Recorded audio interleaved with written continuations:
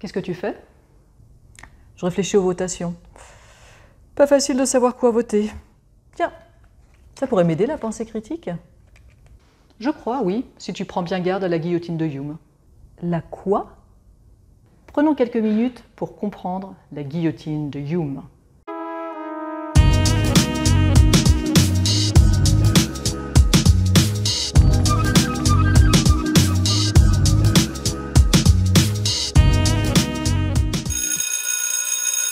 Pour nous, les profs.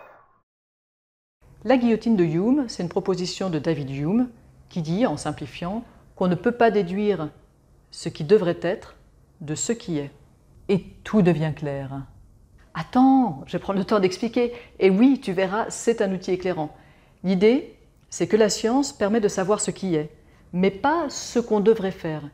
Et on ne peut donc jamais avoir d'injonction justifiée scientifiquement. Par exemple, si tu dis « il y a beaucoup d'accrochages ici, donc on devrait améliorer la signalisation », il y a forcément une prémisse que tu n'as pas dite et qui est de l'ordre du « devrait être ». Par exemple, ici, on devrait faire attention à la sécurité des gens. Je ne trouve pas que ça change grand-chose. Parce qu'ici, l'objectif d'améliorer la sécurité des gens est consensuel. Mais ce qu'on voit apparaître, c'est qu'une position idéologique ou politique se décompose en 3 étapes. L'état des lieux, ce qui est, l'objectif, ce qui devrait être, l'action à entreprendre, ce qu'on devrait faire.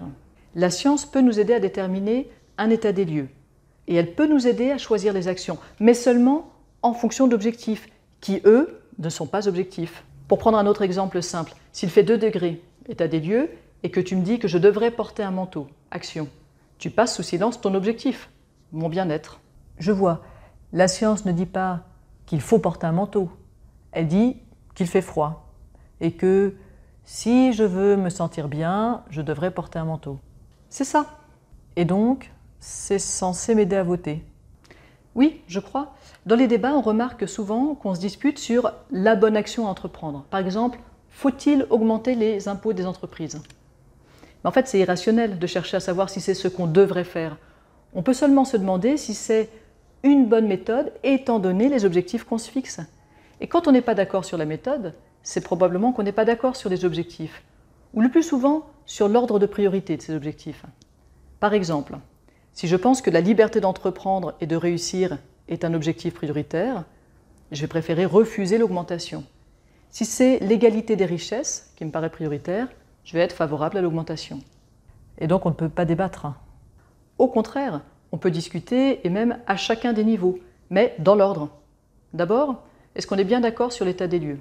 Sinon, il faudra commencer par se renseigner, et là on espère arriver à un consensus avec l'aide de la science.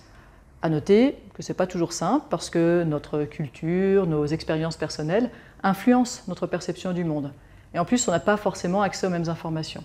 C'est à cette étape que les outils de la pensée critique, arguments fallacieux, biais cognitifs, rasoirs d'Occam, vont être particulièrement précieux. Être à plusieurs pour faire ce travail, ça aide. Ensuite, est-ce qu'on a les mêmes objectifs? Je trouve toujours intéressant de creuser pour les formaliser. Souvent, il faut plusieurs étapes pour trouver les objectifs fondamentaux qu'on défend. Et encore une fois, ça me paraît beaucoup plus facile si on en discute avec quelqu'un. Et on peut en débattre, et on peut changer d'avis, ou on peut rester en désaccord. Et c'est seulement après qu'on peut réfléchir aux méthodes. Si on n'est pas d'accord sur l'état des lieux, c'est normal qu'on soit en désaccord sur les actions à mener. Si on n'est pas d'accord sur les objectifs, c'est normal qu'on soit en désaccord sur les actions à mener. Si on ne part pas du même endroit ou qu'on n'a pas la même destination, c'est normal qu'on ne prenne pas le même chemin. Chacun peut être parfaitement rationnel et pourtant ne pas voter de la même manière. Et j'imagine que les discussions sont plus riches.